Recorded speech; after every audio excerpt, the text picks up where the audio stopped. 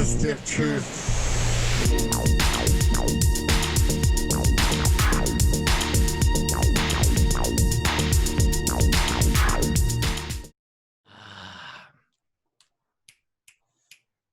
You feeling good? All right. They made me mash my M&Ms.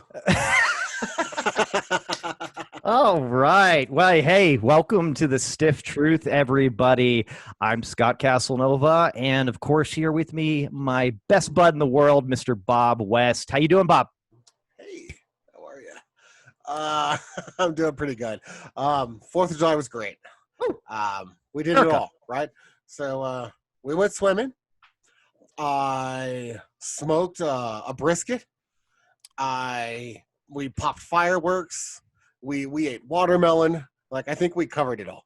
The only thing that I didn't do was like have Kid Rock perform in my backyard. But other than that, America. How was yours? That's pretty nice, man. Very relaxing. I had my first Freedom beer around 11:45 a.m. That's what I like to call that. You know? So let's just let's dig into that a little bit. What differentiate a Freedom beer from a regular beer? It's an American beer that I was having, and it was 4th of July. And that's how I kick off my celebration for 4th of July. So that's all. You know, I need to have some kind of fun with drinking. Sometimes it gets a little stale when it's just that I have to prevent the shakes. You know what I mean? That's not really that good. But no, it was relaxing, man. I mean, had the little one out there in the little pool that we have out back for a couple hours. Of course, did a tremendous amount. Did I just say fucking tremendous? Wow, I've been listening to too many. You did. You said it bigly. Look, we had the best barbecue. Nobody else has had barbecue like I just had yesterday. I'm telling you, it was tremendous. It was amazing. And like you said, the sausages were quite bigly. But yeah, no, we had brats on there. We had corn on the cob on there. We made some like kielbasa type skewers and stuff like that too. Hot dogs, black bean burgers, whatever. It was all on the grill. I even threw my meat on the grill too. Why not, right? Huh? No? Nothing? Your man meat? Yeah, it hurt really bad. It's bandaged up right now. But anyways, it was. Is it egg-shaped now? We'll get into that in a little bit, Bob. Don't tell everybody about my very rare condition on my genitals. But one thing I do want to say here is, hey, very excited that we're here with the episode 22, what I like to call the Deuce Deuce. So that's awesome. We're moving along, Bob. It's weird. It's like these weeks, they progress into another week and then so on and so forth. Yeah, I don't know if it's just the excitement of the show, if it's just COVID kind of blurs every single day an hour together, or what it is. But the time sure is flying by. You know, my son came up to me yesterday and he said, "Dad, what day is it?" And I said, "Son, it's 4th of July. America." He's like, "Yeah, but like, what day is it?" And I'm like, "For real?" And he's like, "Yeah, it's Monday, huh?" And I was like, "No." He's like, "It's Wednesday, isn't it?" And I'm like, "For real?" It's like, we have a smart speaker in every room of the house. Just say, ask Alexa, right? You're Alexa, where the fuck am I and what day is it? And then he's just like, "So it's Saturday?" And I'm like, "Dude, you need to like get out of your room and get off the Xbox sometimes." Well, I mean, this is a little bit odd to me because like he has a cellular telephone, right? I would imagine the kid. Not at the moment. Okay. I guess that there was an incident, so he's working on getting it back. I don't even know if we want to unpack the details there or not because it seemed like it could be a little bit strange. But I was just going to say, yeah, if you had a phone or something like that, you can simply just look at your phone and it tells you what day it is and the time. It's pretty nifty. Or the several clocks on the walls, like the 3 that are in the kitchen. Isn't there a clock on his home screen of the Xbox too? Like in the There is. Okay. Like it's. Who knows? So he literally has gotten that lazy to where he can't seem to look around for a clock. And he has to come ask you for the day of the week that it is. That's interesting. I'm like, your COVID summer needs to end, buddy. When was the last time you showered? Like Tuesday. But you think it's Monday. So is that really like 5 days ago? Yeah, I don't know if I'd really buy and trust into his timing. Interesting stuff though, man. Yeah, it's been I don't know, man. It's been a nice. I think it's been a nice week since we last chatted, Bob. I mean, we didn't have as many meetings as before. You've been packed in with the schoolwork. How's that going, by the way? Things looking good? School fucking sucks egg-shaped dick. I will tell you that. Are we going to keep going with this until like I don't have any self-esteem left? So I'm on my last math class for my degree, and it just sucks. I'm trying to forge through it, and I've been doing pretty good. I hit a snag, and so I decided to lay off some of our meetings during the week. And, finish strong. I'm only got like 3 weeks left of this term, so I got to finish strong and, get good grades because I can't bitch at my son about his grades if I don't rock like a 3.8 GPA. So, I've got to keep it's all about the kids, right? Yeah, so I got to lead from the front. It's all about the kids. Do as I do, not as I do. Do as I. Well, the bottom line is you can't fool me again. that was a lot of crazy little quotes mixed together there, and I don't think we got one right except the last one. Fool me once. Fool me like good old. I miss that man W. I'll tell you what, he needs to get back out there in the limelight. So school's going good, and in 2.5 weeks I'll be done and I'll be able to kind of ditch that again. But the bottom line is for the next 3 months or 4 months or whatever it is until December, I'll be pushing real hard to wrap up my school. So we'll see. I will not neglect the show too much, but I do have to try to prioritize. Hey, and it sounds like you're trying to justify to me here. And please, I mean, yeah, I'm a little hurt that I don't get as much Bob time as I usually do when you're doing a lot of schoolwork, but this is all for the greater good. And I did pick up on a couple of things here that kind of make me think, like we have talked about before, you're treating school very much like prison sex, right? You said got to just keep powering through, just, hope for the best. Just bite down on this nightstick and get through it. It'll end at some point. There is light at the end of the tunnel. My goodness. Well, that's good stuff, Bob. And then, wanted to give you a nice little update too here. The whole marijuana thing, right? This seems to be my thing now. I'm going to say this is my bag, baby. If I was Austin Powers here, the 1-to-1. So is this a Swedish made penis enlarger pump? Yeah, specifically made for people with egg-shaped penises too. Good. But it seems to be working really well. Basically, I've been just kind of having these gummies in the evening, and it's just that perfect blend of THC and CBD. I mean, it's fantastic. Have you ever ventured into the CBD kind of fad craze that's going on in the past couple of years? No, I've always been paranoid that it would make me fail a drug test. So, and you can't have that happen because you work for the CIA. So no, it's not the CIA. It's CNSA. Oh, just kidding. It's FBI. It's Department of Homeland Security. You pick it. No. I don't work for the government. I work for a Hawaiian company. Interesting. Hookah, laka, hookah. Come on, you want to lay me? That's the Jesus. Well, speaking of some government agent pieces of shit, let's chat about somebody here that you actually shed a lot of light on that I really didn't know this guy's background, and I'm talking about Stephen Miller. And no, everybody, not of the famed Steve Miller Band or anything like that. This guy's a real piece of work. I believe his title, if we looked this up earlier, was very similar to Kushner, right? Like you said, he's just a senior policy advisor to the Trump administration, correct? Exactly right. Senior advisor for policy for President Donald Trump. So saith his wiki. Yeah. Give me a little background on this guy, Bob, because you brought this man to me. I've been able to do some research, but I'm kind of figuring not all the Stiffies are 100% knowledgeable about this gentleman. Well, let's go way back. We're going all the way back to 2015.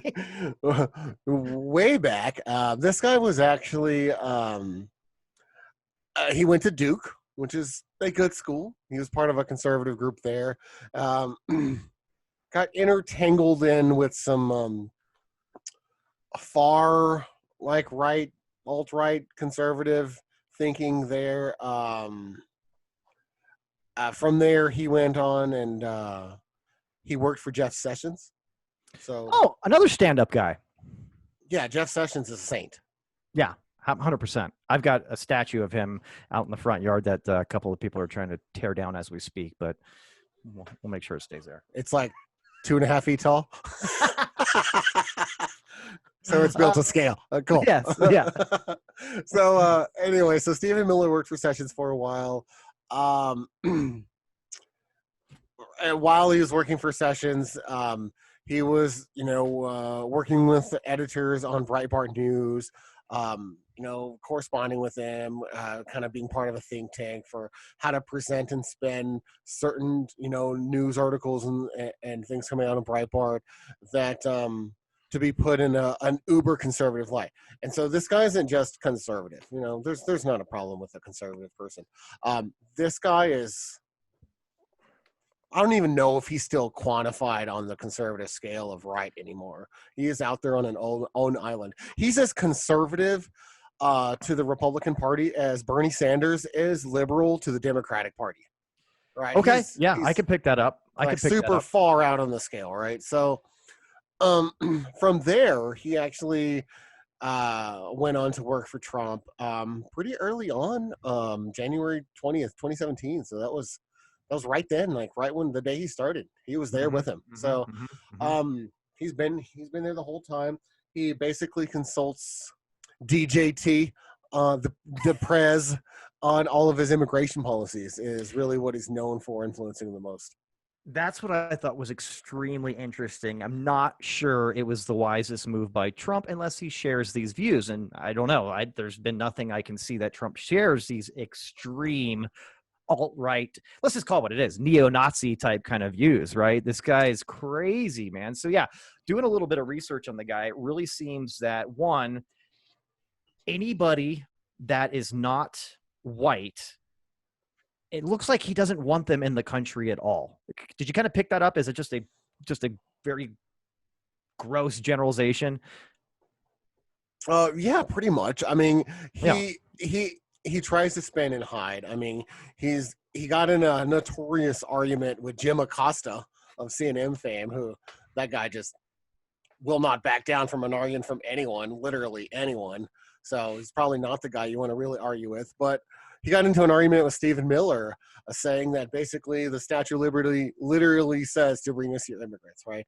Or is it you're poor, you're tired, you're huddled masses? I think this is what it says. Something right? to that effect, yes. And so he says to not have an immigration policy that at least aligns with that is anti-American, right? And fair point. But they got into an argument on camera in the middle of Q&A following a little speech. So he's very, very driven to really lock the borders down. It's been said that he was the one that pushed forward the let's take away kids from the families. Yeah. To punish and further deter people from coming. But I don't know who's getting deterred, because if I'm coming from like Ecuador or something, I'm probably not watching like CNN the day before I leave. And even if and some of those places there's really a lot of hardship. I mean, you're still going to probably roll the dice if you think you can get to a place that's better. I mean, obviously this guy would his America, the picture of his perfect America is white. It's without any pigment, it looks like. But yeah, no, that's what I noticed too, is really, really interesting that this guy really just seems to fucking hate any kind of non-white European immigration. It's not good. And he also believes in that. And I can't remember exactly, we were talking about it beforehand too, with the theory, was it like white genocide, right? Like a white genocide theory where basically there is a hidden agenda by everybody that's not a non-white European, that's not that, everybody else is systematically trying to dilute and fade away the white race, right? Is basically what he thinks. It's very Adolf Hitlerish to me, a lot of his stuff. I mean, he's even sourced here being comparable to what he said with stuff that Hitler wrote in Mein Kampf. So there's that. There's also been a long-standing policy that old read my lips, Brett HW created. That was temporary refugee status. I saw Right. that. Yeah. So Basically giving people a little bit of a loophole, right? A little bit. like if we're in Haiti and there's a tsunami or whatever, and we want to go live with our cousin in Florida and, go work, you can actually go get a visa and claim this temporary refugee status, right? And go work, pay taxes, do your normal thing until you're ready to go back home and your home is ready for you to come back home. And that's the design of it, right? Let me ask you this real quick, because I apologize for interrupting you, but with the one that Bush came out with, what was the time limit? Was it based off of what you needed to get done to like just say, okay, look, you have a limited amount of time, meaning you got to do X, Y, and Z, get a job, get this much money built up, go back to where you come from? Or was it saying, hey, you can be here for 6 months? I don't remember if I saw that in the original policy that he rolled out. That is a great question, and I don't know. I did not prepare for that question. Yeah, all right. So, I don't know what the time limit of the policy actually is. I would imagine that it's either a time limit or like a certain steps that your country has to hit before you can go back. Sure. Regardless, though, you were saying it because homie here, Mr. Stephen Miller, is trying to minimize or eliminate that, right? Right. He definitely wants to get rid of that because he sees it as a loophole. Mm-hmm. TPS program is what it's called. Temporary.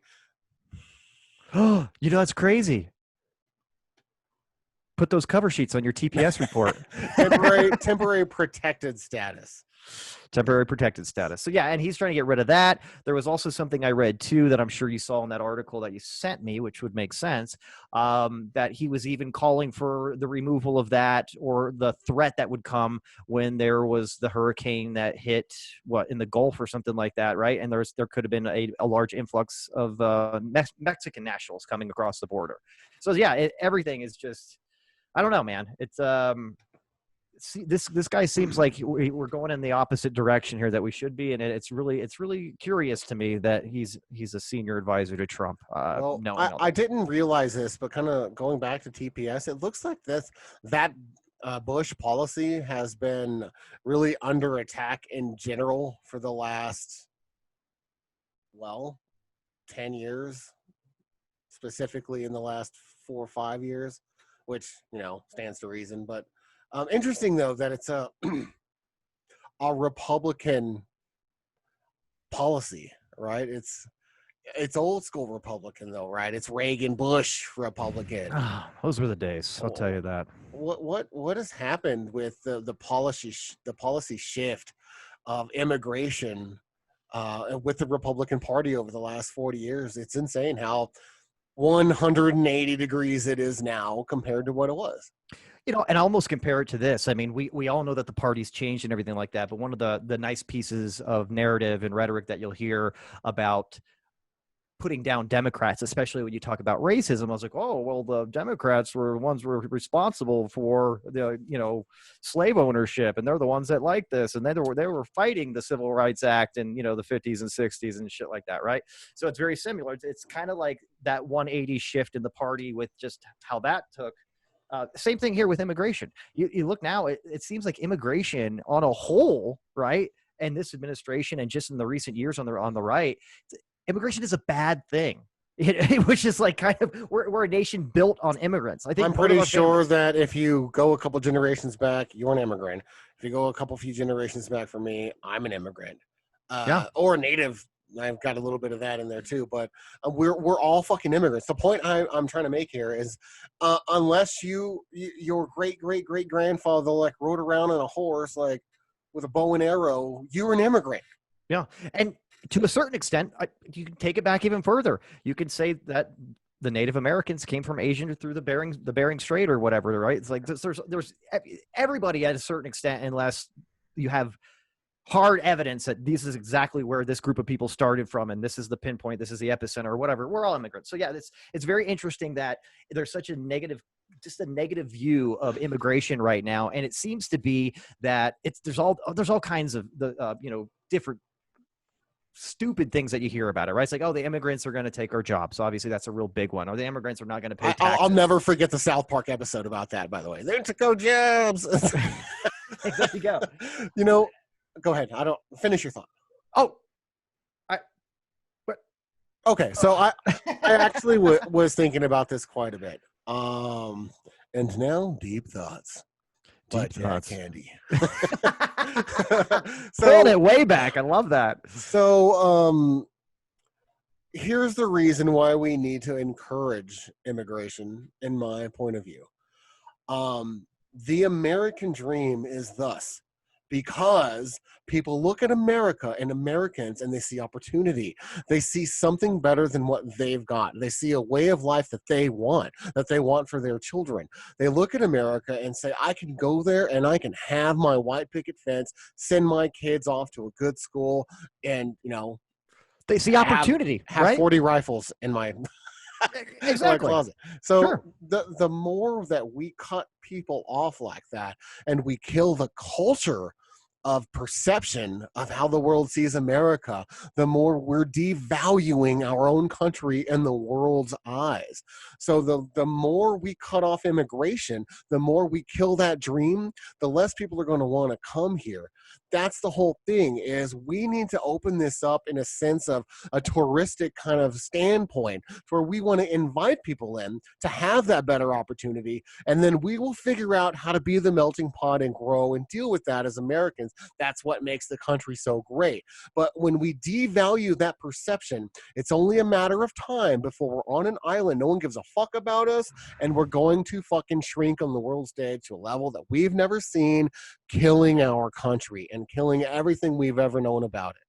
Yeah, no, it's a great way to put it, and I think we're already on our way there. If you ask me, I think it's been a kind of a slippery slope of just the image of America, the allure of going to America and having this opportunity and being able to create your life of whatever, right? Whatever you want to do, your happiness, your pursuit of happiness. I mean, that's something that we were built on, as you know, and now you've got a lot of people that, again, they're just going to say, well, why should we let everybody come over here? They don't learn our language. They don't respect our rules. They're pretty much spitting in our face. They're taking our jobs. They're doing this and that.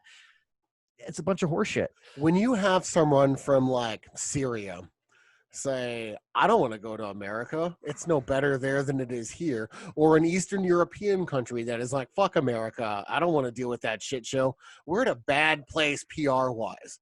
And our policies and the things that we're doing and the way that we're going is killing our pub. It's killing our PR. It's killing the people wanting to come here. And that's what has made this a superpower, is that people wanted the American way of life. Look in the 80s. How many fucking McDonald's are in Asia right now because of the 80s, right? Because of that perception of America. Ronald Reagan knew one thing about that really well, and that was fucking PR, right? That guy put America on this huge fucking America, Uncle Sam grandstand, and the whole world ate it up. And we are completely opposite of that right now. And our perception is fucking dying. Yeah, I mean, I think what kind of started a lot of this conversation and dialogue between us is just rewatching part of the 1980. I'm not sure if it was was it the presidential debate? It was the Republican primary. The Republican primary, because it was Bush Sr. and Reagan in 1980, right? Yeah, 1980. Yep. So yeah, and just it was obviously, just an excerpt there. But when they were talking about immigration, these are two Republican guys talking about immigrants as the backbone of our country, and that they're inherently very good, very good people that just want to, be successful and pay their taxes and be a productive member of the American society. And it was really strange to me, right? It was like we were talking about, I was like, what the fuck am I watching here? This almost seems like a Twilight Zone episode of how the Republican Party talks about immigration now. It's very eye-opening. In contrast to how much they claim to revere Reagan. Right, which is insane. Reagan's the best Republican president since Lincoln, right? Well, I'm not going to actually follow his policies or anything. I'm just saying shit was really good when he was president. We were clicking, we were firing on all cylinders. The economy was doing great. He helped take down the fucking Berlin Wall in the end of the Cold War, put Russia in their fucking place. And until that wall came down, mind you, he was one of the toughest presidents on the Ruskies. Right? He didn't take no shit, which is very weird. That's another thing that is flipped, is there's a lot of sympathizers for Russia right now. And I kind of prefer not taking any shit from the Russians myself.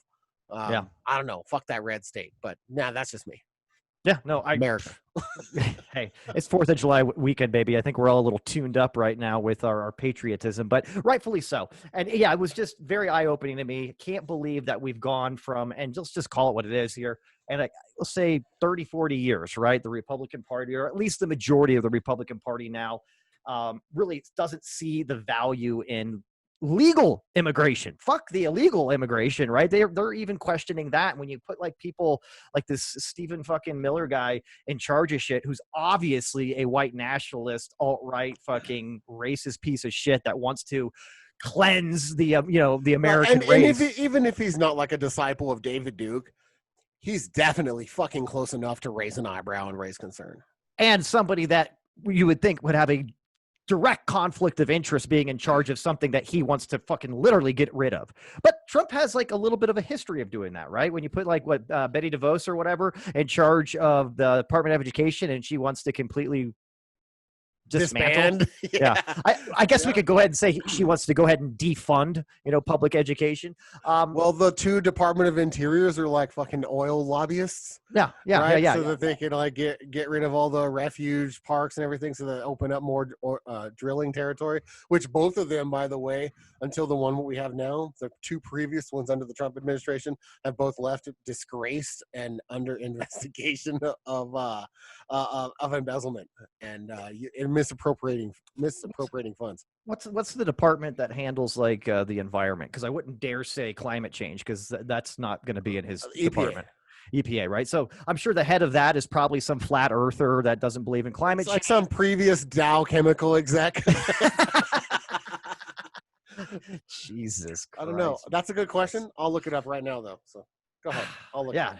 No, it is mind blowing, bro. And I never thought, and I can honestly say this, I never thought that I would live in a time where I'm not ashamed to be American, but I'm not very proud of a lot of the things that are coming out of our political world right now, right? It's just blowing my mind. Like talking about you got it? You got something? I do. So it's Andrew Wheeler.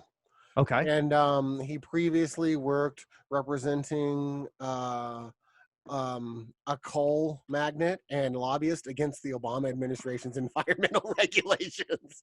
Obviously. So there you have it. Another fucking winner, right? But no, what I was just saying though is back in the 80s, even the 90s, if I was to go abroad, I would stand up and be fucking proud to call myself an American and to talk to people about, how it was to be an American and what's life over there in like the States. I would love it. Now I kind of find myself, if I was, international right now and they were like looking for Americans, I'd probably cover my eyes, and be like, I don't know if I want to, I don't know if I want to be that guy right now. That Sacre bleu, Genesis. Yeah, seriously. Not saying that I'm not proud to be an American, but goodness gracious, where we're at right now, through the lens of the entire rest of the world, I feel it. I do feel it a little bit. I understand why people are like, Jesus Christ, what the fuck is going on with the Americans right now? What are they doing over there, right? It's either we're a laughingstock to some people right now, or people see this as an opportunistic time to take advantage of us. China, other ones that don't like us, right? People in the Middle East, Russian. It's a very uneasy kind of thing. But hey, we keep having dirtbags like this guy in charge of immigration. This is the way our country is going to continue to go. Yeah, and really, this is just this is a kind of an awareness campaign from us at the Stiff Truth. We just wanted to kind of let you guys know, in case no one had ever looked into it. We all know who Jared Kushner is, right? He's a real estate mogul, much like Donald Trump. We all know who Ivanka is. Okay. But who the fuck knows who Stephen Miller is? So we wanted to make sure that everyone at least got an idea of who Stephen Miller is, because he's got the ear of the president and he's got his policies. I'll tell you what, he's got a set of ears on him too. I was just actually going to talk about that. Is Speaking this of guy? ears. Nice segue for me, Bob. But no, this is the other thing we're talking about here. This guy is just filled with hate, rage, racism. He's got a black heart. Yeah, just ugliness. Just ugliness, but it shines through in his outer appearance. I don't know if you've seen The Gentleman, but another thing, just to bring awareness to this man, is he's 34 years old.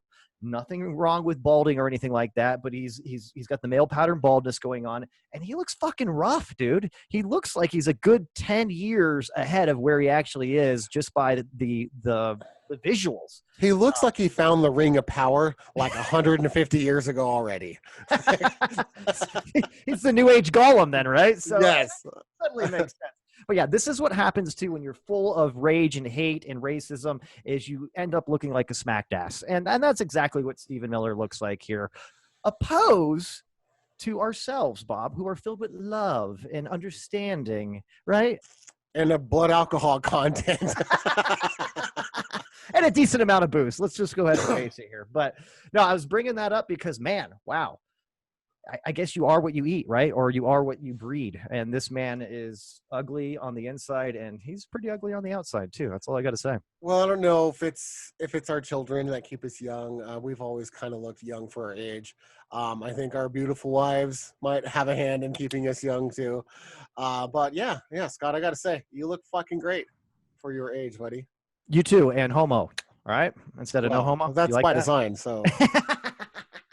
I don't want to shy away from that. I got to own it. No, it is always nice when you tell somebody your age and they're surprised pleasantly. And they say, "Oh man, I could have figured you were 5-10 years younger than what you actually just said." You're like, "Oh, thanks, man. That's really nice. I appreciate that." Yeah. So if y'all don't know, I'm turning 40 in like 2 weeks. And you can only tell some mornings when he doesn't use the cold spoons on his eyes. Other than that, it's completely unnoticeable on this guy. Let me tell you what. I know. Don't use the cold spoons, and I come in like, Bob, go put some Biore on and some spoons, and let's handle our business here. So that's good stuff, man. Other than that, I think it's about time to head on down to the kitchen area and make me a nice stiff drink. Yeah, it is about that time. I'm kind of liking the new format here because the water already gone. I'm ready to rock and roll, and I'm very excited to continue our series here on conspiracy theories. Get out those tinfoil hats because the reptilian overlords are coming and shooting guns of chemtrails at us, and we need to stiff up. Yeah, we definitely need to step up. So let's go do that, and we'll come back and we'll spout more nonsense. Oh, sounds fun. All right. Okay. Cheers, Scotty. Oh, cheers all the way. Cheers to your tits. Cheers for fears. Oh, it's a great band. Cheers for beers. Cheers. Recline that thing all the way back. Pour yourself a nice little bottle of bubbly.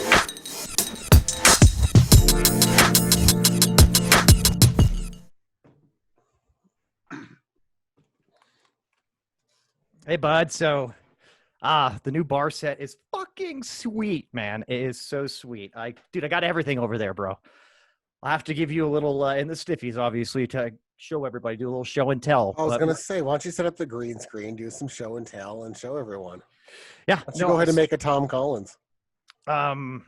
It's really outstanding. I mean, we just beefed up the bar to dramatic effects here, and we're almost ready to start making cocktails for the Stiffies and show everybody how it's done. I gotta learn some of these devices, some of these tools and devices. I've only seen them in movies like Cocktail with Tom Cruise. Just gotta keep plugging that for some reason. I'm sorry. Great movie. Cinematic achievement. Yeah, and there's nothing like what's her name? Elizabeth Shue. So welcome back. Oh, hey, how's it going? Money shot.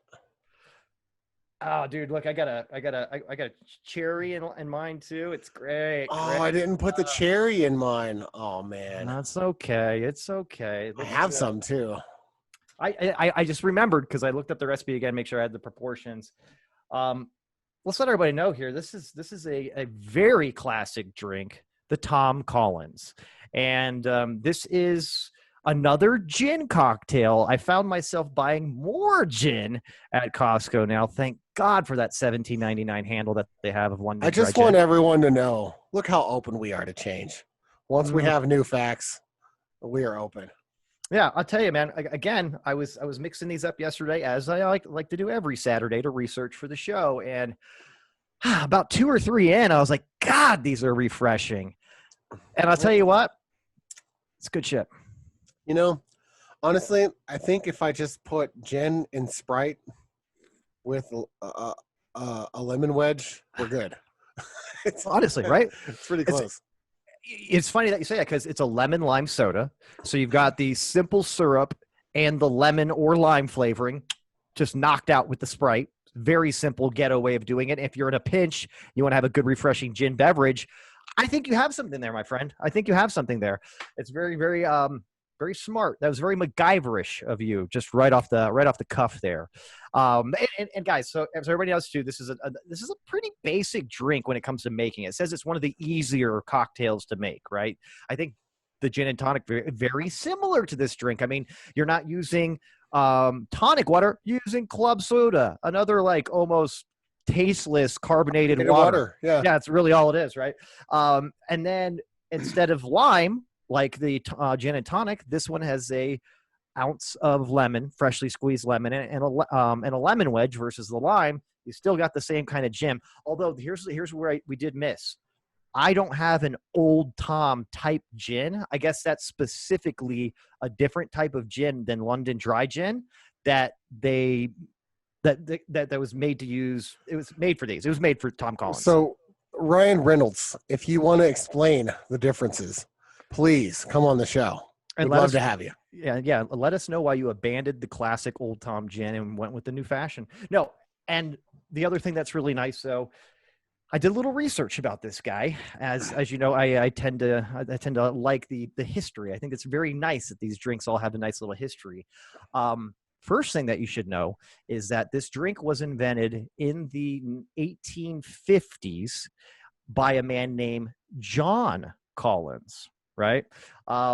No idea why they decided to really change it, but how it got changed to Tom Collins is we fast forward to about 1875, 1870 something or something like that, you know, about five or so years after the Civil War ends. There was a long-standing joke, and this is across the pond. There's a long-standing kind of weird little sucker kind of joke that they had during this time period that a lot of people thought was really funny. I think it's really funny too. So here's what would happen. You would go to a buddy's house, whoever the sucker was going to be of this joke, right? And you'd let them know, hey, there's this fucking guy down at the bar talking a lot of fucking shit about you, dude. You better go fucking wise him up. Or you know what I mean? Well, who is it? It's Tom Collins. Oh, okay, cool. Well, fuck. You get all fired up. You're all Tom Collins fucking talking shit about me. I'm going to go down to Bender's bar and kick his fucking ass. And then the whole idea of the joke is that you show up, you ask the bartender, hey, I heard this guy's talking shit about me, Tom Collins. It's like, oh, you just missed him. He actually went down to this bar. And they would keep fucking doing that and just drive this sucker like to bar to bar to bar to bar, getting more infuriated and pissed off at this imaginary guy. And they just tell him, oh, you just missed him. Oh, you just missed him. Oh, you just missed him. So somehow that got kind of tied into changing the name of the drink to a Tom Collins and kind of, I guess, I don't know. I guess just to, I'm not sure why they did it, but that's the history of it. I'm not sure. Maybe to pay homage or pay tribute to this amazing joke that they had. They wanted to just go ahead and name the drink this, and it was only one word off of the originator's name, anyways. Instead of John, it's Tom Collins. But and that's it. And there you have it, my friends.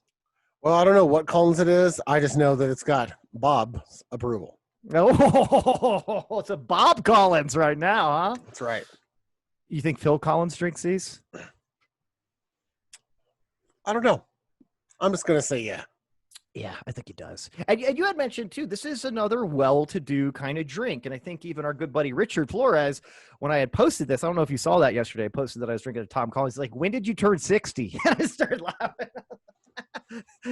It's a rich old white man's drink, maybe. I don't know. It's very, very popular in golfing circles and things like that, too. I've actually never had one before yesterday. What about you? No, I'd never had one. In fact, the only reason I even knew about it is I have this pint glass that has a bunch of drinks and recipes on the end, and I was drinking a margarita playing Cards Against Humanity the other night, and I just saw it there. Tom Collins was like, you know what? That's another gin drink. It's like, I'll mention it to Scott. And here we are. And that's kind of how it came to mind. But I'm glad that it did. You're welcome for that. Yeah, no, this is another dandy of a drink. It's a great summertime drink. And like we had talked about before, both of our houses not really cool right now. So the more refreshing cold beverages we can have that get us going, right? Lubricate us a little bit, the better. That's right. Yeah, I'm very excited about this drink. So thank you for breaking down the history of that. And again, Stiffies, if you want to catch these drink recipes, you can just go to thestiffdrink.com. We have a whole page of all the drinks that we drink on the show. So have at it. Yeah, I mean, this one is literally almost identical, but just a different like citrus fruit than the gin and tonic. And you're not using tonic water, you're using club soda. It's very interesting. But yeah, good shit though. Very good shit. I'm not going to complain. You know, I'm pretty much down with most drinks that use simple syrup. To me, this is basically lemonade with gin. Yeah, it really is.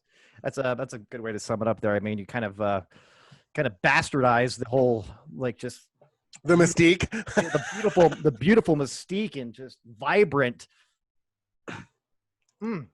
Yeah, if you guys want to know, if you've never had one, how this actually tastes, really it is. It's like a state fair lemonade with gin. Yeah, so, it's very refreshing. And again, I'm pulling almost a 180 here on gin. It's now become a staple in the house, which is so interesting. A couple months ago, I could tell you couldn't even clean my fucking floor with that shit. But now look at me. I'm a regular ginaholic. I'm proud of us and how we've taken new facts and digested it, changed our previously strong beliefs, and have moved forward in a new light, in a new direction. Take example, Stiffies, and take example, America. It can be done. Yeah, and the other thing that we did too is we really just diversified and kind of mixed up and refreshed our alcoholism, right? Because it gets kind of boring when you drink the same thing over and over again. So this is really just kind of supercharge us back into just our fun-loving attitude towards making cocktails and enjoying them. You know what it is? It's all about building up the repertoire of boozes in the liquor cabinet, right? And justifying why we need every single kind and type of booze. So that way we can have this huge bar of booze. And then we're like, why do you need that? Well, there's actually one drink. Why do you need Drambuie? Well, funny you should say that, right? You need a rusty nail. Let me just make one for you. Right. I think I shot you a text. Was it yesterday or was it the day before? No, it was the day before. I said, I think it's rusty nail time. And I think you had probably noticed I already had a few of them because then I just followed up with the silly GIF that said nailed it or something like that. And I was chuckling on the other end, but it was probably one of the stupidest things. But after about 3 rusty nails, those kind of things get pretty fucking funny. You know what I mean? Yeah, a rusty nail can definitely throw you on your ass. It's one of the stiffer drinks that you can drink. Well, I'll tell you what, enough about us and our cocktails. Let's get into some more conspiracy theories. Now, we left off last week basically just talking about how much of a piece of shit Jeffrey Epstein was. Now, so ironic, right? As we are sitting here talking about, hey, let's talk about Jeffrey Epstein. This is kind of one that, Whoa, hold on. Are you going to skip right past our conspiracy theories? No. But I'm just saying it was very interesting that we left off talking about Epstein and kind of last week we're like, man, since he was killed allegedly or committed suicide, man, there's all those powerful people that are never, ever going to be held accountable and basically could maybe destroy the entertainment industry, the political spectrum, all that stuff. And then the girl in my picture there, Ghislaine, Lady Ghislaine hath been found. Yes, which I think was so funny because I'm sitting there watching that other documentary about Epstein, not the one that was on Netflix yesterday, right? And they end it saying that she's missing. Nobody knows where she is. Where the hell did she go? And I was like, not anymore. They got her ass. Thank you. Lower New York? Southern District of New York. Yeah. Southern District of New York. They are some beefy sons of bitches that get business done, and they're about to give it to Maxwell too. So, but no, I'm just saying that's very interesting. We're going to pick up on that conversation. But you kind of had leaked this a little bit and teased it a little bit on the last one. I think the other one that's really kind of fun and just like a what if kind of scenario is about the Beatles. You want to go ahead and shed some light here on what we're going to be talking about? So in 1966, it's a great year, by the way. Mr. McCartney got into a little bit of a fender bender. The severity of that fender bender allegedly has caused a stir for 60 years. Sorry, that's just me being Texas. It wasn't that. I'm exaggerating. 54 years. Too soon? I like that. No, that's good. And let's just lay it out here. What allegedly happened. Now, there was, I guess, from reading this, it looks like Paul McCartney, regardless if there was a fatal accident or just an accident, there was an accident he got in a car in 1966. He claims, or if it really is Paul McCartney who's talking about it now, that it was very minor. He's had a cut lip. I think he had a chipped tooth, which is actually not that minor. I'm a pretty fucking superficial guy. So something happened to my chip that would piss me off. But anyways, pretty minor compared to dying. Right now, the flip side and where the conspiracy starts is the band got in a big fight. Paul, maybe inebriated or something, too, gets in his car and fucking just jets out of there and fucking crashes and kills himself, right? Or Epstein's himself or something like that, right? COVID. Yeah, COVID. It was COVID, definitely. So what the conspiracy really starts is right there, right? Paul McCartney died in a car wreck, 1966, November 11th, 1966, which was a Wednesday, and the Beatles had him replaced with a lookalike. And there we go with the conspiracy is from that moment on, Paul McCartney was no longer Paul McCartney as we knew him before. He was an imposter that took Paul McCartney's place, and the Beatles taught him to sing and to play guitar. Man, they did a fucking great job with him, right? I'll tell you that, right? Because Paul McCartney got much better after 66. Yes, he did. Actually, the Beatles got much better after 66. Right. General.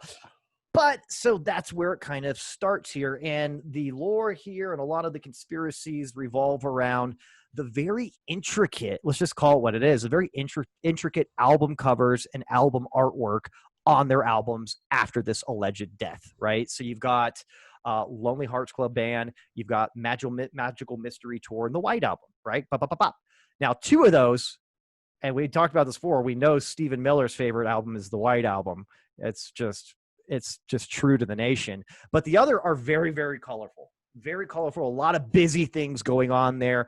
And the idea from the conspiracy theorist about this part of the Beatles is the Beatles felt really, really bad about covering up Paul's death. Geez, maybe even being a part of its cause, right? Because of the argument that they got in, and maybe that was the reason they stormed off, and kind of that guilt. So what a lot of people are saying is that they layered in a lot of messages, hidden messages, maybe some not so subtle than others, not only in some of the songs, but majority in a lot of this album artwork. So could you want to go through a couple of those, Bob, that you found most appealing? Yeah, we can. And I think in general, Paul was always the outlier in everything that they did. Now, maybe it was because of the creativity. He had a lot of the chops in the band as far as writing lyrics and everything. And I believe he had some decent chops at one time too. Not as good as mine, but they were decent, right? He did indeed. But him and John, right, were basically the band. The other guys were kind of just the musicians, and they pitched in sometimes. So always on almost every album cover you see something unique about Paul on every album cover, no matter what it is. I mean, you can see it on the Abbey Road cover, when he's completely different. He's the only one smoking. He's got no shoes on, you look at the, is it Sgt. Pepper's? Yeah. They're all wearing the suits. Yeah, they're all wearing the suits. He's the only one that's got a black instrument. Inside cover of the next album, they're all wearing like white with red roses. Paul has a black rose. All these are, signify death in some cultures too. They have the thing where his hand's over his head, which is another thing signifying death.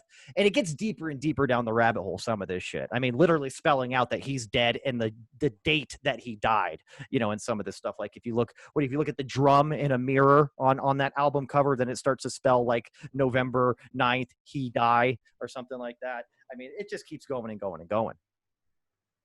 So it just goes to show you that no matter what, if you really want to see something and connect something, you will find a way to do it, right? So maybe it's true, maybe it's not.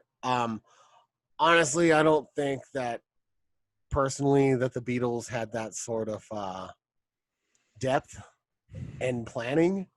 That is a lot of, that's like some Dr. Evil shit, right? Like planning everything in mass detail for several years down the road. And most musicians I know, they like write a song and make it like that day. They don't they don't plan past a month from now, much less years from now. I will say this, though. These are the Beatles we're talking about. These are not just your everyday schmoes here that are just coming in on open mic night. So there's that, too. No, and it's interesting that you say that because, it's a fun conspiracy. Let's just say that. Let's say what it is, right? I think it was a lot of Beatles fans. They had so much resources to kind of, like, you can analyze that fucking album cover, just Lonely Hearts Club Black. You can analyze that for fucking hours and hours and hours and probably pick up new shit. So like you said, if they're looking for clues that Paul is dead, they really come up with a lot of decently good evidence, right? For this kind of stuff. You're like, that is kind of strange. That is kind of strange. It's a mountain of circumstantial evidence. A mountain of it, dude. But for instance, why is he the only one that has no red rose in the picture where they're all wearing white suits and he's got a black rose? That's very odd. We'll never know. Maybe there was only 3 red roses from the prediction company. I don't know. You never know, man. But and you also have, like, I was reading about this too. They were saying, like, how did this even start? Like, a lot of people, like you were just saying, like, crazy rumor that the Beatles actually thought this up themselves. Like, hey, you know what? We're going to just create this hoax. Like they needed more of a reason to be more famous and more popular or something like that. I don't really get that one at all. But the other one's saying the record company devised this too. So there's a couple of different things. Again, they all kind of make sense on the surface, but when you really think about it, what would be the point for them to try to kick up more controversy or more press on the band that's probably the most famous band in the entire world ever? Right. And it's not like they were a tight family. They had their issues like all people do. I mean, they were struggling. They were struggling just a few years later. Within 5 years, they were struggling to even remain a band. So I don't know. It is interesting looking at all the stuff. It is interesting. There's a bunch of things that make you wonder. Like that is definitely weird. That is deliberate. What was the purpose of Paul being in a fucking box? Yeah, in the luggage box, right? When they're all sitting there. Yesterday and today? Let's just face it. Why in like almost every picture is Paul the outlier in every picture? Like he's the only one standing facing backwards, or he this or that or this, or he's the only one with a different color this, or he's like, it's very odd because as you know, all these guys had big egos, and let's just go with it too. Ringo, unrightfully so, had a very big ego too because he wasn't even the best drum player in the Beatles, is what they were quoted saying, right? Right. But George Harrison, which is very strange that he kind of takes a backseat to John and to Paul. I think he had the most successful solo career. That's personally just me. I appreciate his solo music better than everybody else's, but I don't want to get this into a Beatles conversation like that. But it would be pretty interesting if, Paul does die and they actually come out with it and says, here lies Billy Schmears, a Canadian lookalike that won the lookalike contest in 1966 that they put together. And you'd be like, mind blown. Or if it was just in like some will memo or something that his attorney reads the whole fucking story, and then we're all just sitting there like amazed, and all the Zers are like, who the fuck is the Beatles? Like, Yeah, exactly. Well, I can tell you, like we just talked about, though, regardless if it's Paul or not, whoever was there before 1966 wasn't nearly as good of a musician, if that's the case. right.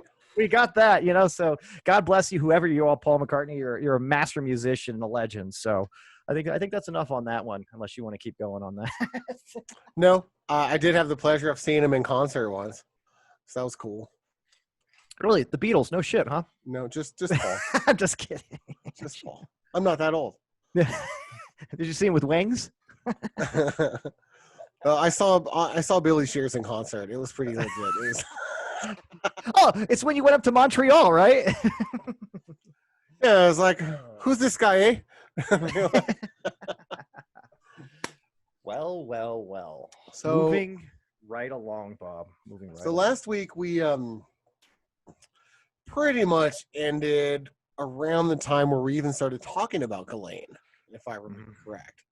I don't even think we really brought her up much. Maybe we talked about like how he had an accomplice that kind of groomed girls, brought him in for him, that kind of stuff. But we didn't really touch on it. I think we were just hammering how much of a sleazeball piece of shit pedophile he was. And I think that's where we left off, if you remember that point. So, interesting thing since last week.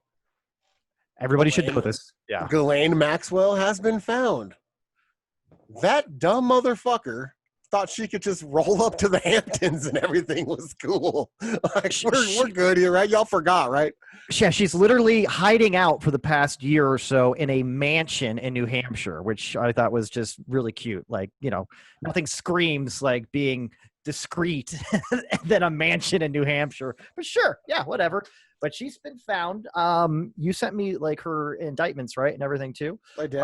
We're looking at that. I believe, if I'm correct here, and now there is a new allegation too from another Jane Doe that's actually putting her in the place of the accuser now. Like, she is being accused of rape, not of soliciting this or that, or being an accomplice to this, or blah, blah, blah, blah. All these other charges that she's getting, very serious charges, don't get me wrong. But now she could be facing the same kind of charges as Jeffrey Epstein. But, I mean, you looked a little bit more into this to me, so I don't want to be too sloppy with it. Clean it up, Bob. So at her age, she's looking at life in prison. Luckily, someone's going to kill her before that happens. I mean, she'll get COVID. I mean, she'll kill herself. Anyway, future conspiracy theory segment lead, Ghislaine Maxwell. Did she kill herself? It's going to come out. It's going to come out that she's got underlying conditions. She's got respiratory problems. She's not a spring chicken anymore. So when she's up in this jail here temporarily and she's infected by a neighboring COVID positive person, I'm just saying, and it kills her right before she's supposed to testify and sing. I don't know. Buddy. She was found with a gunshot wound to the head, died of COVID. I hate COVID. Oh, we're idiots. So she was caught by the Southern District of New York, who, Stiffies, if you guys don't know, don't fuck with the Southern District of New York. If they're after you and have an open investigation, you all are fucked. Yeah, there's no slipping out of these. No, there's no wiggling out of this this court, man. I mean, it's crazy. I mean, with Epstein, and we talk about it a little bit more. Where was it in Florida? Was it Dade County that this happened before? His original is that where Palm Beach is? Yeah. Yes. Dade County, like West Palm Beach, Miami, all that area. So yeah, so that and I thought it was great too. We start talking about here because we just fast forward a little bit, and the Stiffies. If you guys haven't watched the Netflix documentary about Jeffrey Epstein, Filthy Rich, it's actually very, very good. We watched another one. I think that gave you a lot more insight to how much of a piece of shit this guy was outside of what he did with young women. I mean, how he built his money and all that kind of stuff was just very eye-opening to me. Everything about the guy was done in a sleazy, fucked up way. Like there was nothing that he's done legitimately in his whole life. It was insane. Everything. And the 6 degrees of separation that this guy has with the who's who of fucking everyone is insane. It's like, how does any rich or powerful person in the world personally know this guy? It's crazy how many people know him. And So yeah, go we ahead. were talking about it before too. Is like one thing that he's probably one of the most epic piece of shit waste of human life ever. But damn, the guy was pretty fucking intelligent, and he used it as his intelligence for pure evil and manipulation, my friend. I mean, we were talking about before. Again, his 7 degrees of separation with the Kevin Bacon thing. I think we got something here with Epstein that's even stronger of a web, and it's more spread out because even Bill Barr, we were watching that documentary. Is like, why is Bill Barr kind of blaming like what happened to him on the prison guards? And this was an epic fuck up at every single level of what happened there. It was like all kinds of malfunctions and meltdowns of protocol. And it's all the prison guards' fault. And it's all MCC's fault. And this is just a really sloppy show, again, redirecting us. Like, why would he do that? And then you think, oh yeah, when you're watching the documentary, that Bill Barr's father was the headmaster of the Dalton School, where Epstein became a professor in 1975. Mind you, he became uncredentialed. Yeah. He becomes a professor of one of the most prestigious schools in the country, and he doesn't even have a fucking college degree. He dropped out of 2 different colleges. The guy, yeah, very smart, but he didn't have the pedigree. So you're like, that's Bill Barr's tie. Who knows what kind of dirt that he has on his father and the Barr family. So you've got that. You got how he made his first millions in the 80s, as he was pretty much wasn't that almost like one of the very first Ponzi schemes? Yeah, that was pre-Madoff. Yeah, like, this is great. And it was in securities, right? He would basically so he's involved with this, again, very shady company, basically just a Ponzi scheme, got filthy rich. The guy that was the CEO of this company, I believe Tower or something like that, or something Tower. Yep, Tower. He ended up going to jail, and fucking Epstein somehow wiggles out of this unscathed, dude. He didn't even get a slap on the wrist for this shit. And I think he took 17 million with him when he did, which in like 86 was a fair chunk of change. I'm no Andrew Lang, but that's enough money to live off of for a little while in the 80s. Yeah, I think that's more like 30, 40 million now, in that range, right? Yeah. This guy was just a crazy piece of shit. It's astonishing how. So if you guys haven't even known about it or whatever, because I didn't know about it until Scott enlightened me. Did Epstein Kill Himself is a documentary, a series. It's a short series, but it's on Amazon Prime. 3-parter. Yeah, it's like $6 for the whole series or something. But well worth it. It is absolutely worth it. It's a good one to have in the library, because I like to keep piece of shit documentaries of evil motherfuckers in my library, because I need a reminding. Yeah, absolutely. So back to Ghislaine. So she got caught, right, and she got rang up on 6 charges, which basically, in the end, it's all about trafficking children for sex acts. They really caught her up on state-to-state lines, from trafficking from New Mexico to New York to Palm Beach and to her London flat. So just kind of all the way around, because she took these little girls with her, whatever, and had her fuck Epstein and whoever, right? So they got her on 6 different flavors of charges stemming from all of that.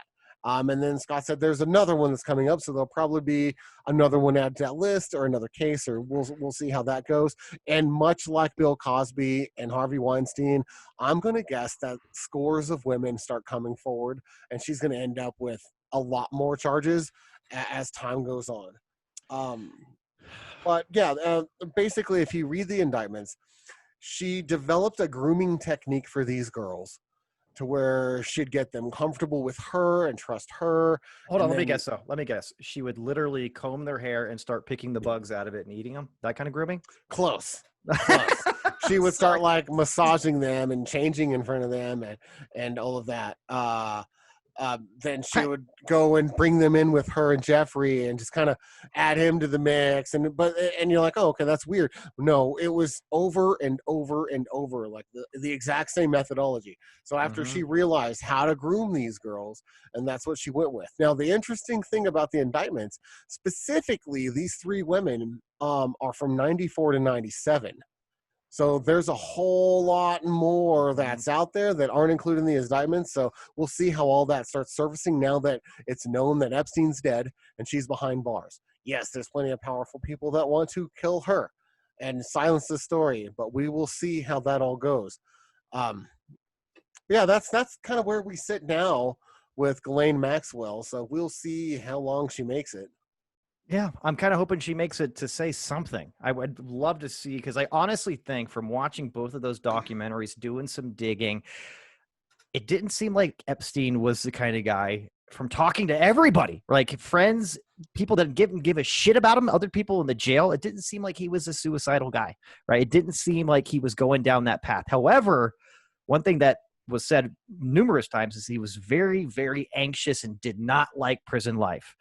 Being in a cell in a maximum security federal prison is a bit of a step down from his $77 million mansion on the Upper East Side of Manhattan, right? So there's a lot to say that he was ready to just start singing like a songbird and start naming a bunch of names, right? And that's really where these conspiracy comes in, of like, okay, obviously there's a lot of people, very powerful people, that have an immense amount that they could lose, including their livelihood and their family's name, if he outs them, right? So just kind of going over some of those key people, man. I mean, they talked about, like, in that documentary too, like, I don't know, nobody could break into this prison. You don't have the money and resources to be able to pull off this kind of maneuver and get away with it. Well, that's bullshit, right? Because there's a lot of people politically. We've got, I'm just going to throw Acosta in there, right? He's definitely somebody that could be, who has a lot of stake in this, right? Donald Trump, very easily. Plenty of money with that guy. The Clintons have oodles of money. And I wouldn't say this is a Hillary thing. This is more of a Bill thing because, as you know, there's pictures of him with Epstein. So at her age, do you think she really cares if Bill gets caught up anymore? I think I'm not running for president anymore. We haven't had sex since '97. It's I think at this point she's like, Bill, clean up your fucking mess. Okay. Do something with your dirty laundry here that you had with Epstein, because I got a world I'm trying to rule. You know what I mean? That's kind of where she's at right now. But okay. So you got Clinton. He's got multiple times that he's in his flight log of being on his personal jet. Right. And they've said multiple times in, Ghislaine too is one that told her friend that jet was completely fucking wired up, audio and video in every single room. And specifically on that trip, it was full of a lot of people. Yeah. I mean, Chris Tucker was in there. Yeah. And I'm sorry that you got mixed up in this, Chris. I don't know what the fuck happened, man. But his movie career's kind of fallen off too. So maybe something happened there. I don't know. Yeah. So it is crazy. If you look at Bill Gates has been frequenting his New York address for the last several years for different things. Obviously the main thing is it's philanthropy. And it's like, yeah, you're donating your dick to little girls. I get it. Yeah, Bob. Yeah, you did not sit well in my tummy, and so and that's what she said. Nobody knows the real relationship of all these people. Elon Musk was another one that was named too. I think he took money from them. They went to a lot of the same events. They donated to a lot of the same colleges. Once after the pedophile conviction in 2013. No, 2008, huh? 2008. Yeah, 2008, 2009. Okay, I want so to say, yeah. then he wanted to change his image, started being a philanthropist, started donating millions of dollars to Harvard, to Cornell or whatever Ivy League school, Stanford, Yale, all that, and that then opened him up to a lot more. Now he's part of the donor club, right? And I think that's kind of the circle where Elon Musk and Bill Gates kind of intertwined with him at that, but no one really knows. He has so many connections with different people. I mean, and Prince Andrew is like the obvious one too.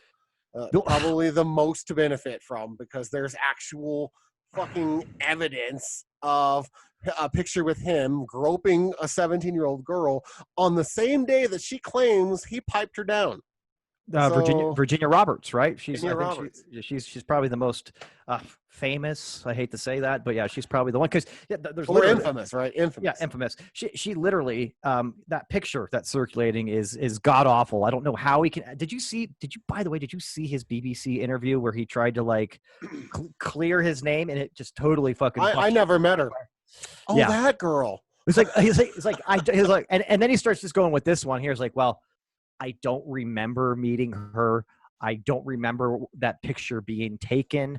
I only saw Jeffrey maybe 2 or 3 times a year. Yeah, you barely know the guy. You hang out with him a few times a year. How about this? Sometimes I get taken advantage of because I'm such an upstanding guy to a fault. Yeah, he's a martyr. He's a martyr. Yeah, that was his big defense too. It's like I'm too. What would you say your faults are? It's like I don't know. Some people say I'm too nice of a guy. He's like, what? Right. You're like, Settle it down. is this a Stars performance eval? What's going on? And here's my thing with the Duke of York. I think even though his is like the most public and kind of the most obvious, it's already out there, kind of. You know what I mean? I don't see him being the one to kill him because. Well, sort of. If it happened in America, though, again, that's a Southern District of New York thing. Oh, and he also could said, serve time.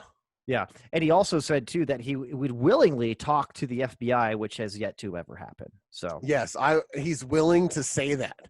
Mm-hmm. Yeah, he's willing to say not actually willing to go talk to SDNY because no one wants to talk to those guys if you can avoid it. True. Well, I just for some reason I feel his case to have him killed might be a little weaker than people that we don't even know about. Because here's the other thing I thought was really, really interesting. They name drop all these guys: Trump, Clinton. Well, they're the famous ones. Yeah, Elon Musk, Bill Gates, Prince Andrew, and a lot of other well-to-do politicians, entertainment industry folks. You know, so there's. I think my sneaking suspicion is it's not the Clintons. It's not Trump and his family. It's not Prince Andrew and his family. It's somebody that we don't even know about, and it's somebody very big and somebody that we'd be very surprised. That would be my like a prince in Saudi Arabia or some shit, right? I'm kind of going more like with like a movie producer or a director or something like that. You know, like someone that hung out with him and Weinstein.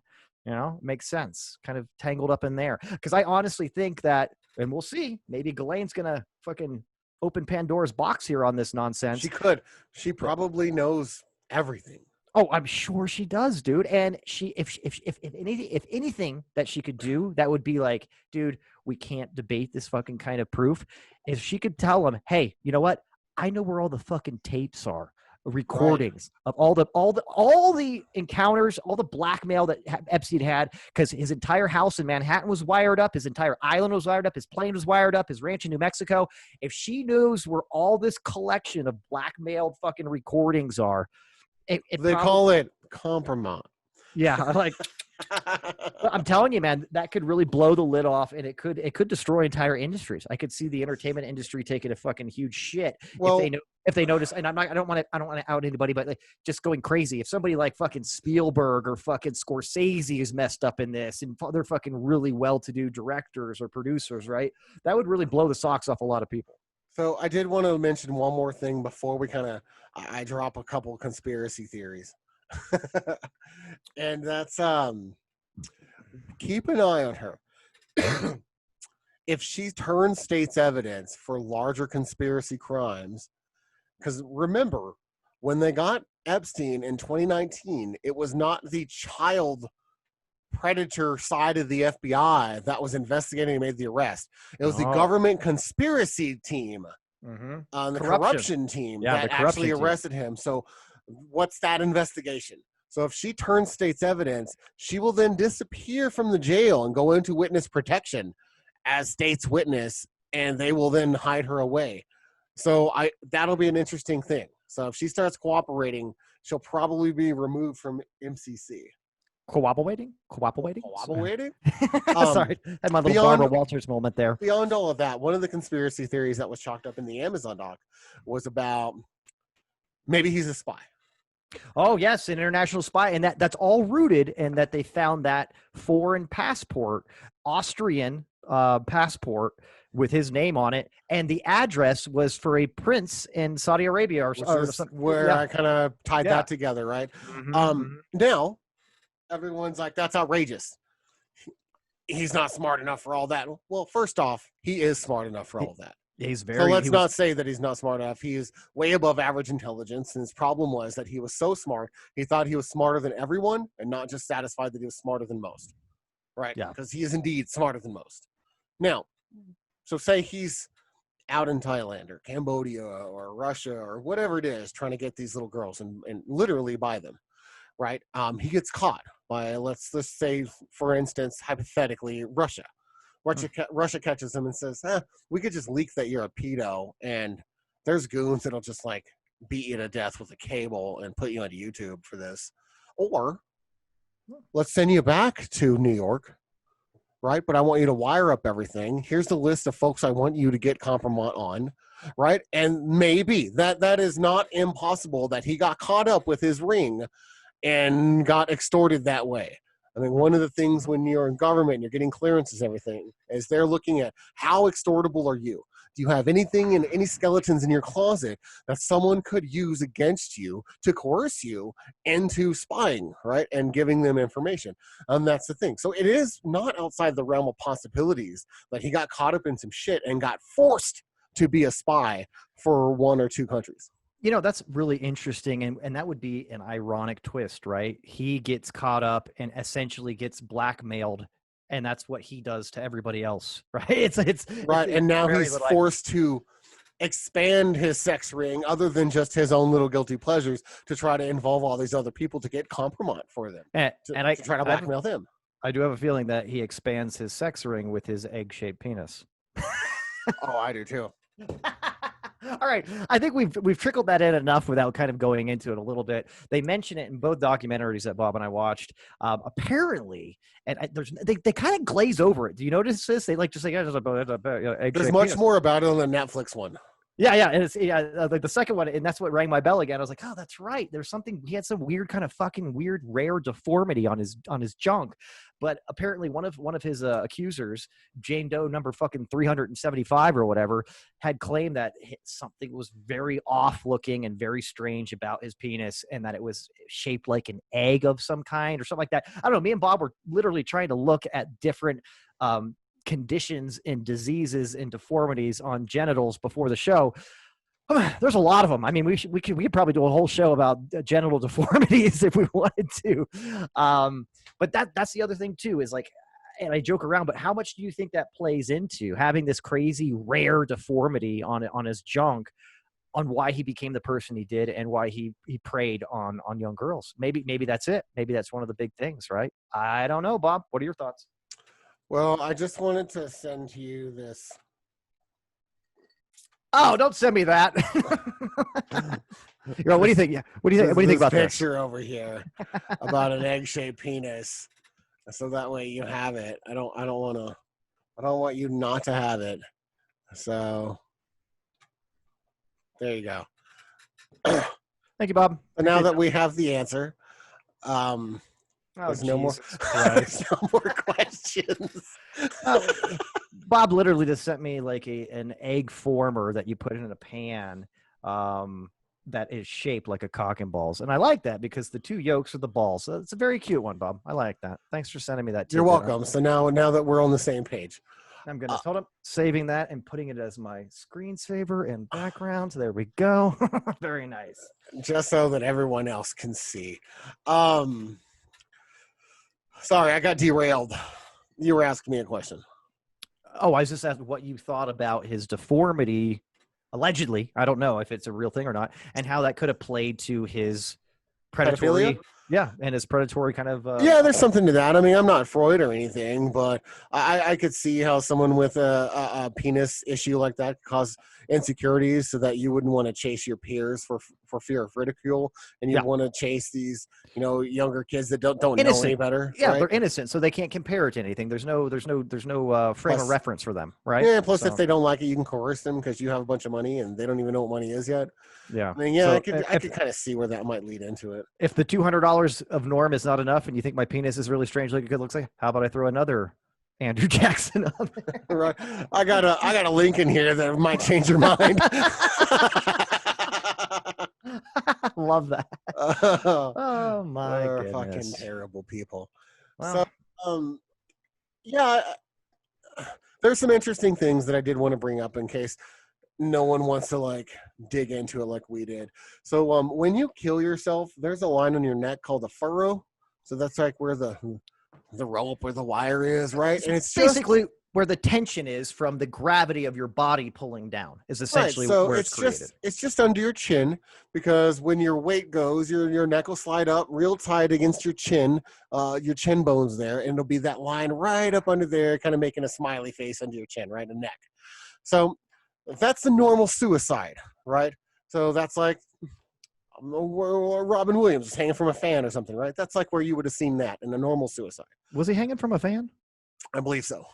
So I would never think that would have enough sturdiness to hang myself. And I'm not like a huge guy or anything like that, but I wouldn't go with something a little bit more sturdy than a fucking ceiling fan. I ought to rip that fan right off the ceiling. You know what I mean? Because the last thing you want to do is try to commit suicide and then fail at that and then have to live with that. I can't even fucking kill myself, right? Right. So that's the typical furrow line, right? So what happened with Epstein is his kind of goes just above his collarbone, real low, which can happen. Very, very rare, depending on your body position, kind of when you pass out and start, dying or whatever. But very, very rare. But that in itself doesn't scream someone murdered him.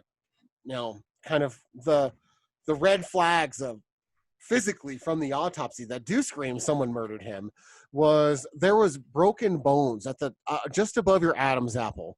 Mm-hmm. Is a little bone and cartilage area there, and he had 3 distinct fractures in that bone, which do kind of scream, a tale of being murdered. Very common in strangulation murders for that pressure just to be broken there, but not 100%. In self-strangulation because your body again will put that angle on there because you're hanging. So that's the one thing. In fact, so when they went to get a medical examiner, they right away got a hold of a forensic expert specifically in hanging killings to go and be a second option and a second medical examiner at the request of Jeffrey Epstein's brother.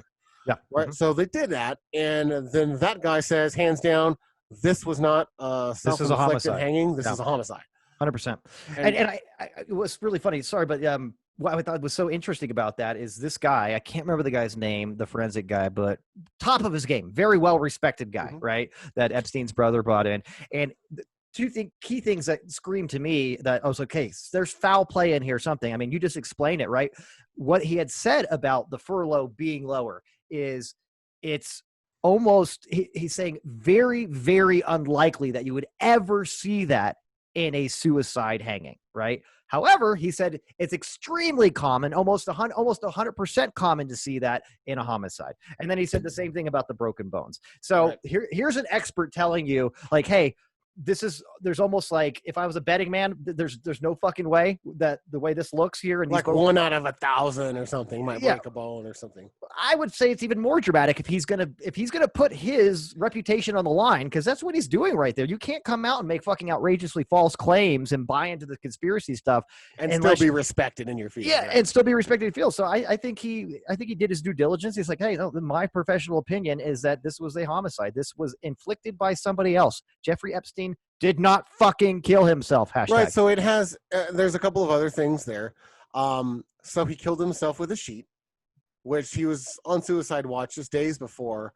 He was by himself, but then in his cell, there was like 15 sheets in there.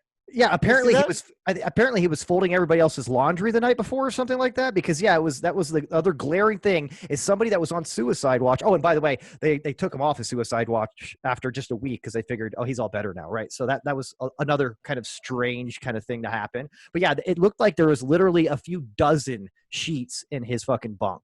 And I've been to jail. You've been to jail. There's one. There's a little fucking shitty fleece blanket, a shitty fucking pillow, and a sheet. That's all you fucking get. I have to imagine, even though he's high profile, he probably shouldn't have got more than 2. You know what I mean? Yeah, there wouldn't have been a pile of sheets in there, and that was weird to see the whole cell literally covered in orange sheets everywhere. Yeah, it was weird. Crazy. And then he also had a CPAP machine in there. So if you were going to kill yourself, wouldn't you just use the cord from the CPAP machine? It's much stronger than a sheet. Much easier to use. Yeah, long cords hanging out, and like the CPAP machine was like sitting in the corner too. You could see all the shit, fucking like the wires from it too. But yeah, for sleep apnea, right? Yeah, and on that note, if there's a CPAP machine, there's an electrical outlet in that cell. Oh, geez. He had options. So he had a lot of options. But the way that the furrow was, and the way the bones are broken, literally suggests that someone was behind him, holding that sheet, crushing his larynx and his throat. In a low spot from an angle that was level with the furrow, not above him, pulling up as a hanging would suggest.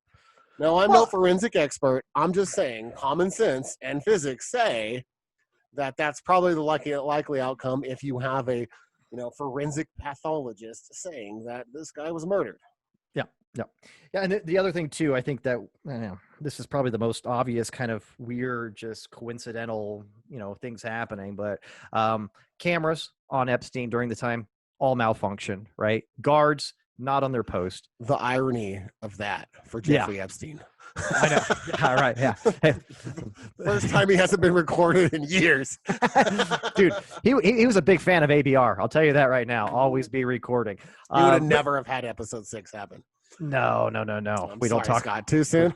That was the best one. No, but seriously, then of course you've got the guards, right? The guards were not at their posts. They didn't do their rounds properly. Their excuse is, of course, this is the highest profile criminal that they had in here at time. But this jail also housed El Chapo, Bernie Madoff, very high profile things. And apparently they were understaffed, Bob. So they had a lot of these guards that were working doubles, triple shifts, all consecutively. And they were constantly sleeping on the job because that's what you want to do when you have high profile people like, El Chapo fucking sitting in the cell right there. It's just nod off with your keys dangling on your fucking, belt loop, right? What the fuck is that? So there's just so many things. And I love the way they kind of described it too. It's like, hey, if this wasn't like a murder, it almost looks like they did everything wrong to give them the opportunity. Like, hey, dude, go ahead and kill yourself. You've got everything in your cell and nobody's looking. You know what I mean? Too much, man. Yeah, it's very odd that there was no cameras, so no one can ever refute what happened. Nope. There was no guards seeing what happened at all for some reason. There was a million fucking blankets in his cell for some reason. He was chilly. It's a very nonsensical thing to believe. So normally it's the simplest answer is the right one. Well, in this case, all the evidence and the circumstantial evidence leads us the other way. Yeah, it really does. The simplest thing is not really what it looks like here. It looks like the simplest thing is not the answer. If it was, then one of those two cameras would have at least worked. Or someone would have had a report in about how they're not working. Where's that report? No one has a maintenance record saying that this camera needs to be fixed. If so, they wouldn't have put him there, right? Like, and none of that makes sense. And if everybody wants us to believe, and especially people that maybe have had him killed, that it was suicide, well, I mean, the easiest way to be able to prove that is have the film of him hanging himself. I'm just saying, like that would be like, hey, I'm telling you, this is not a conspiracy. Look, there he is. Okay. Wow. That's a very awkward way he's holding that, holding that on his neck. That's why he got those things. But yeah, there's the simple answer cannot be the answer, cannot be the truth. That's the bottom line, regardless of, hey, did he kill himself in a really just elaborate way that was very unseen, very MacGyverish too, or something like that? He's, just making all these little kill tools in his fucking cell and nobody was watching him. Or was this a perfect storm for somebody to come in and take care of him, leave, no questions asked? Well, and they say, well, it can't be a conspiracy because that it would take way too much money to do all that. Would it? Would it really? I bet you could have them done for like $500,000. Well, look, here I'm just going to say round of people that you need to pay off to get that to go down.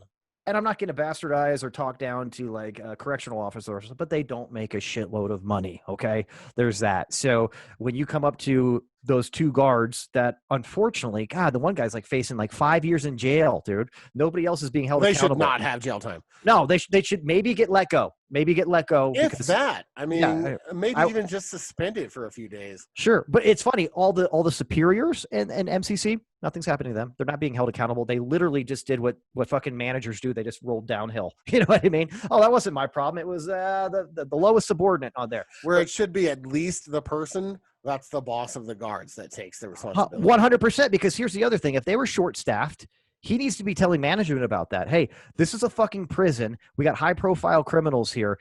I don't have people that are alert and awake enough to do this because I don't have enough people, and I'm having people run doubles all the time. They're falling asleep. They you know what I mean? That definitely would fall under a supervisor's job duties. But what I'm saying is, if you get approached by any of these people, the Trumps, the Clintons, the Bill Gates, the Elon Musk, the Prince, the royal family, or all of them, and just one representative person for their fucking evil conglomerate. I represent the global sex trafficking ring. It's like no details on who I work for, but literally, you come up to somebody like that. I'm going to say in New York, I'm sure these guys make anywhere from maybe 40 to 75,000, somewhere in that range, I would imagine. I'm sure they do okay. Nothing to write home about, but what I'm saying is, it's very easily, they're like, how could these people, they don't have the money to kind of do this. You can walk up to a guy like that and say, hey man, here's what you make in a year. Here's 50, 100 grand, whatever it is. Right. Just for you to fall asleep tonight. Look the other fucking way. And you'll never have to fucking deal with it. Sure, dude, I don't know about you, but if I was in that position, I would be, I'd be leaning towards saying, take the money. Who gives a fuck? It's Jeffrey Epstein. He's a piece of shit anyways. I don't care what happens to that guy, right? So you got that all the way to the top. I mean, the entire jail system and all the employees at that time could have been paid off. So how could this Well, and even politically, oversight could be paid off by hey, you know what? I got $5 million coming in your campaign contribution.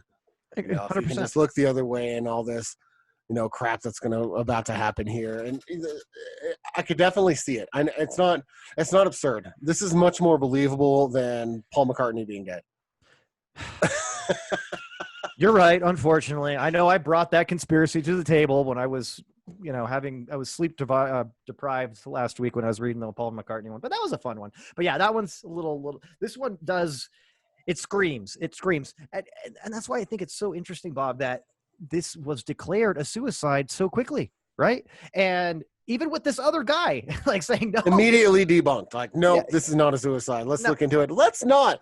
Let's move right along. Let's move right along. And that's why everybody started the memes. And that's why people have said, never forget, don't let it go. Because this kind of shit, yes, what Jeffrey Epstein did was horrific, should never be forgotten, never be forgiven.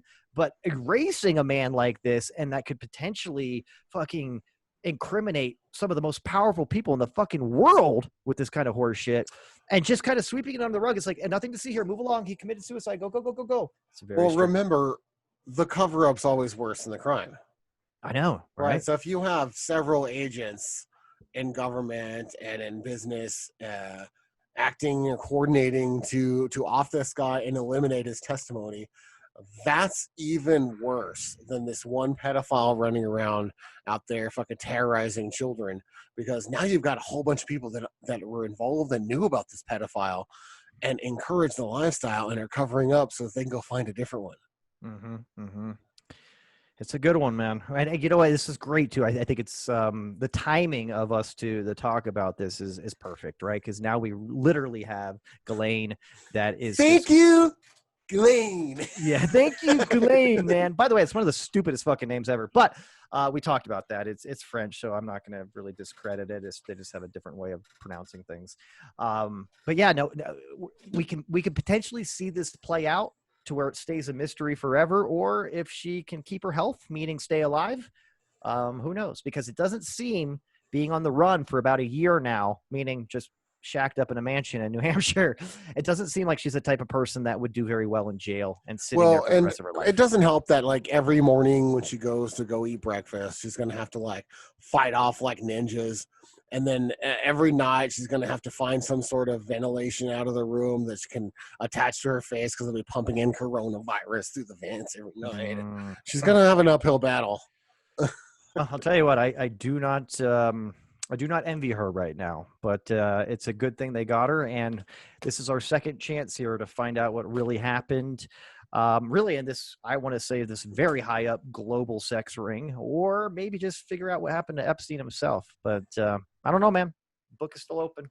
Well, please give us answers, Ghislaine. Please keep her alive, MCC.